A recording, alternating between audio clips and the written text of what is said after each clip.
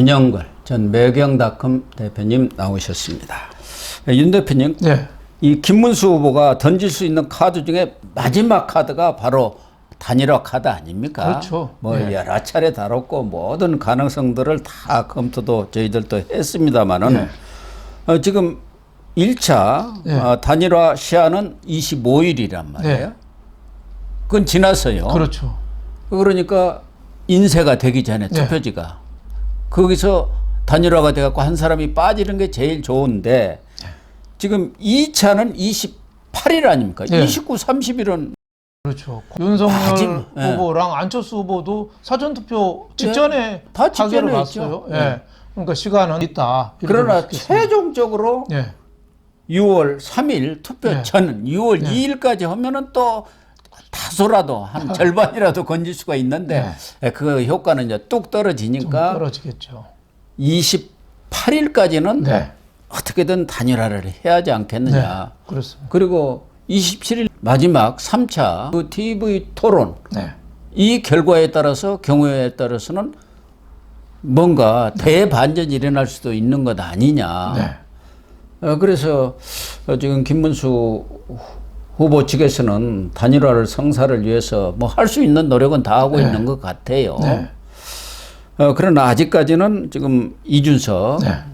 개혁신당 후보는 완강하네요.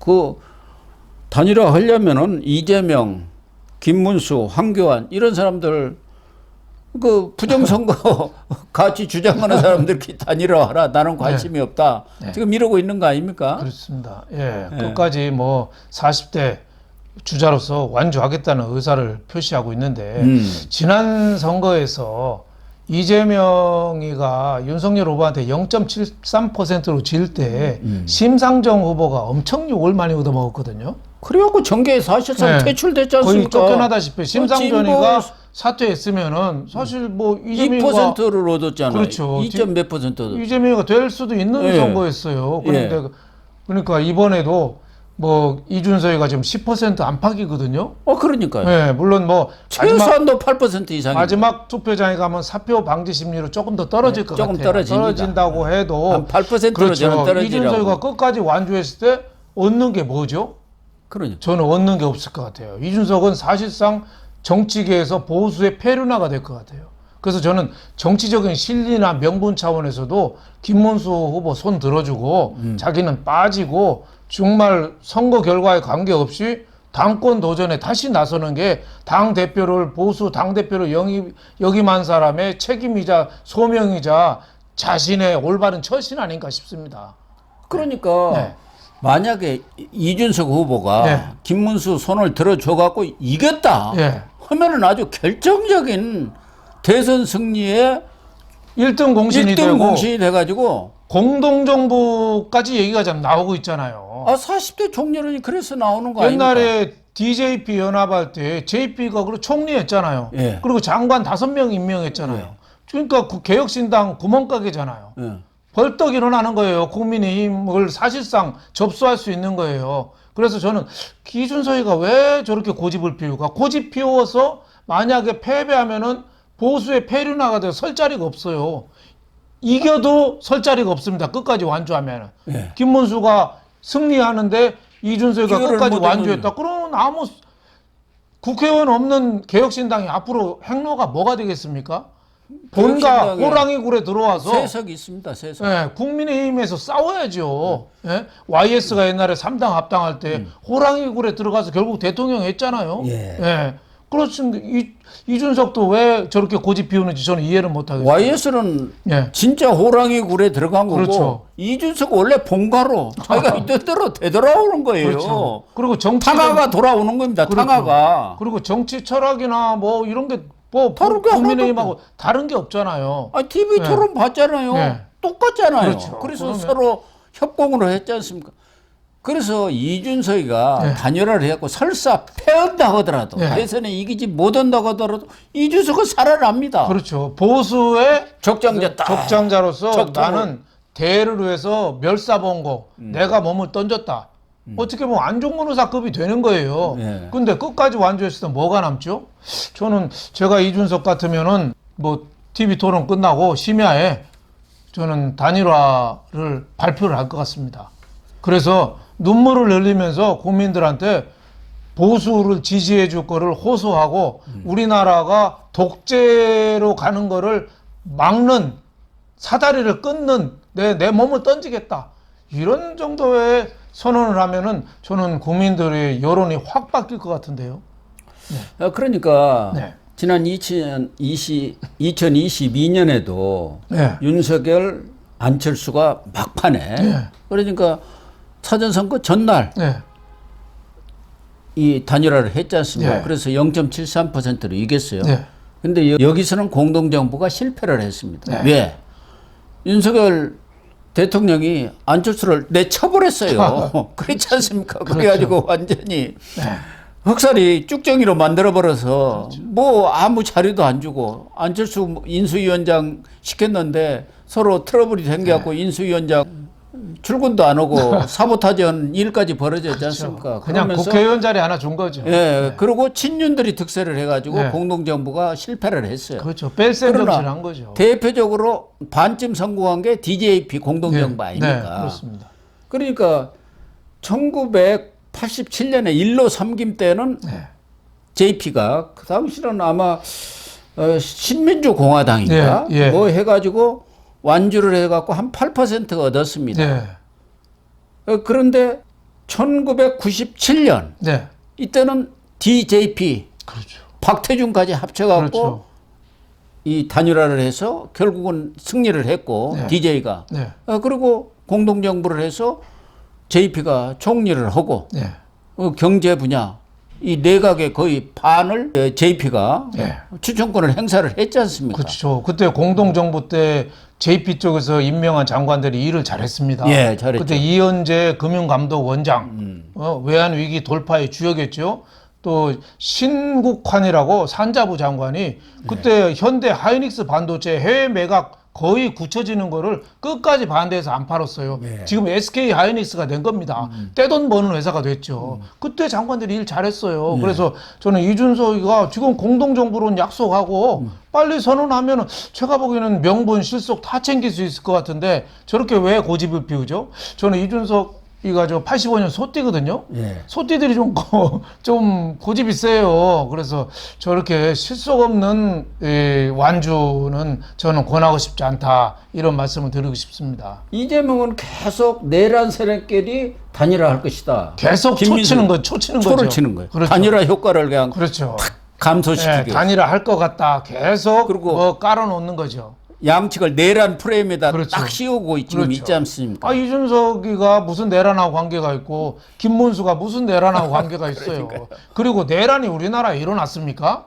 비상계엄이 있어도 내란은 아직 지금 재판 중이죠. 지금 민주당에서 내란은 자꾸 이재명이가 일으킨 거 아니야? 그렇죠. 입법 내란. 그래서 입법 내란한 거예요. 지금 자꾸 내란 심판 하는데 내란 심판에 누가 있어요? 그리고 윤석열은 12.3 비상계엄을 했는데 벌써 당에서 나왔잖아요. 그래서 내란 심판론은 맞지 않다. 여기에 대해서 국민의힘이 더 좀 강하게 좀 해야 되는데 민주당 쪽에서 자꾸 내란 종식, 내란 심판을 방송에서 자꾸 떠들어도 국민의힘 패널들은 거기에 대해서 이의 제기를 안 해요. 정말 저는 이해할 수가 없습니다. 예. 그래서 지금 이준석도 마지막 결단의 시간이 다가왔다. 이제는 더 이상 퇴로가 없어요. 퇴로가. 네, 퇴로 없죠. 네. 선택만 남아 있는 그렇죠. 거예요. 네. 만약에 단일화에 합의를 하게 되면은 네. 경우에 따라서는 이준석이가 정말 40대 총리가 될 수도 있고 그럼요. 앞서 이야기한 대로 설사 대선에 지더라도 얼마든지 당권을 잡을 수가 있지 않습니까? 그렇죠. 지금 합의문을 사인을 하는 거예요. 예. 약속을. 그리고 현실적으로 이준석이가 꿈꾸고 있는 이른바 동탄 모델이라는 게 이번에는 실현될 수 없다는 게 분명해진 거 아닙니까? 이준석이가 10% 안팎을 얻어가지고 네. 김문수, 이재명을 끌어내려갖고 자기가 올라가가지고 1위를 하겠다. 이게 통탄 모델 아닙니까? 통탄 모델은 안 되는 거죠. 예, 지금 뭐 9% 10% 나오는데 정작 투표소에서 가면은 1번하고 2번하고 표가 몰립니다. 예. 사표 방지 심리로. 그래서 이준석이가 지금 여론조사대로 하면은 잘해야 6%나 7% 나와요. 그럼 선거비 다 날리는 거예요. 선거비 날리는 거는 고사하고 저는 요 다음에 이준석이가 동탄에 국회의원 나가도 안 됩니다. 또 안 돼요. 지난번에는 공영훈이라고 민주당 후보가 부동산 뭐 이상하게 투자하고 갭 투자하고 뭐 또 국민의힘 후보가 조금 좀 약했어요. 네. 그래서 얼렁뚱 딱 냈거든요. 지금 요 다음에는 안 됩니다. 보수가 완전히 돌아서죠. 그렇죠. 이준석은 뭔가 지금 이 주사위를 던져야 돼요. 카이사르처럼 줄리아스 시저처럼 루비콘 강을 건너야 되는데 지금 계속 루비콘 강 건너지 않고 강 언덕만 말 타고 달리고 있으면 결과는 뭐가 되죠? 거기서 멈추는 거죠. 로마 정복을 못 하는 거예요. 예. 결국 심상정 꼴이 될 수가 있어요. 그렇죠. 심상정이가 결국은 지난 2022년에 완주를 해가지고 네. 그 후에 진보 세력들이 당신 때문에 이 대선 실패했다 그렇죠. 해가지고 아주 집중적인 공격을 하면서 정치권에서 완전히 사라져 버렸지 않습니까? 그렇죠. 이준석도 그런 꼴이 될 가능성이 그렇죠. 큽니다. 정치인들은 나갈 때 나가고 물러설 때 물러서고 이거를 잘하는 게 진짜 정치인이거든요. 물러설 때 너무 나가잖아요. 그러면 손에 쥐는 게 없습니다. 국민의힘하고 개혁신당하고 공약 차이가 크다. 그러면은 저는 끝까지 하라고 권하고 싶어요. 그렇죠. 근데 공약을 봐도 똑같아요. 똑같은데 뭐하러 이렇게 고집을 세우냔 말이에요. 저는 물론 뭐 오늘 차명진 전 의원이 조금 말을 과격하게 하더라고요. 예, 못 먹어도 고하다가 분열주의자 된 강용석을 못 받느냐 뭐 이런 식으로 해서 강용석하고 빗댈 건 조금 아니죠. 그런 거는 좀 자극을 하는 말이죠. 예, 그래서 그게 그런 말을 인상. 하면 안 되고 그 국민의힘 김용태 비대위원장이 이준석 쪽 보고 단일화 조건을 제시해달라. 우리가 상의해서 받아들이겠다 이렇게 얘기했거든요. 그런 식으로 자꾸 좀 하루를 남았지만은 좀 더 전향적인 자세로 협상을 임하기를 저는 바라고 있습니다. 원래 협상이라는 게 벼랑 끝 타결이 되는 겁니다. 그렇죠. 예. 더군다나 이준석 입장에서는 2026년 내년에는 지방선거가 있습니다. 네. 자기 혼자 이번에 완주를 했을 경우 의원 3명 가지고 내년 지방선거에 뭘 올 겁니까? 완전 전멸할 거예요. 시의원 한 명도 안 나올 겁니다. 예. 그런 것을 감안한다면은 네. 내년에 단일화했을 경우는 얼마든지 지분을 얼마 달라. 그렇죠. 그게 할 수가 있잖아요. 그렇죠. 그렇기 때문에 실리를 지을 수가 있는데 이준석이 윤 대표님 말씀하신 대로 루비콘 강을 빨리 건너야 하는데 거기다가 또 초를 치는 사람이 있어요. 홍준표. 아니 하와이에 앉아가지고 무슨 특사단까지 뭐 수천만 원 들여서 갔는데 김문수 지지한다는 얘기는 제대로 안 하고 이준석한테 투표하면 미래에 투자하는 것이다. 그게 말이 되는 얘기입니까? 이따위 소리 나고 앉아있네. 네. 떨어질 사람한테 투표해서 뭐 하겠어요. 추한 사람이 보수가 분열이 되잖아요. 아니 문재인 당선된 2017년 때도 보수가 분열됐잖아요. 예. 그때 문재인보다 앞섰잖아요. 안철수 뭐 유승민 그때 홍준표 합치면 앞섰잖아요. 예. 근데 분열돼서 졌잖아요. 지금도 분열되면 지는 거예요. 그리고 아, 참. 이준석 개인으로 봐서도 분열된 상태에서 만약 패배를 하잖아요. 그럼 이준석은 진보도 아니고 보수도 아니고 양쪽에서 괄시를 받습니다. 지금 왜 국민의힘 의원 출신들 뭐 허은아니 뭐 저 누구죠 수원의 그 누구죠 그 김용남이니 뭐 이런 사람들 있잖아요. 뭐 윤여준이니 뭐 이런 사람들 대선 끝나면 대접 받을 것 같습니까? 아마 저 이재명 개딸들한테 길거리에서 패대기 쳐질 겁니다. 패대기 쳐져. 용도가 끝났으니까. 그러니까 배신자의 길을 정말 걸어야 될지 안 걸을지를 판단하는 게 정치인이 제일 중요한 겁니다. 홍준표 같은 사람이 진짜 보수 배신자 아닙니까? 홍준표 이분은 이제 더 이상 얘기거리도 안 되는 사람이지만 어쨌든 이제 오늘이 보수 단일화가 이루어지느냐 마느냐 보수가 죽느냐 사느냐에 마지막 순간이 와 있는 것 아닌가 그런 차원에서 뭔가 시원한 사이다 같은 그런 합의가 이루어졌다는 소식이 들리기를 기대를 하겠습니다. 그렇습니다. 마지막 기대입니다.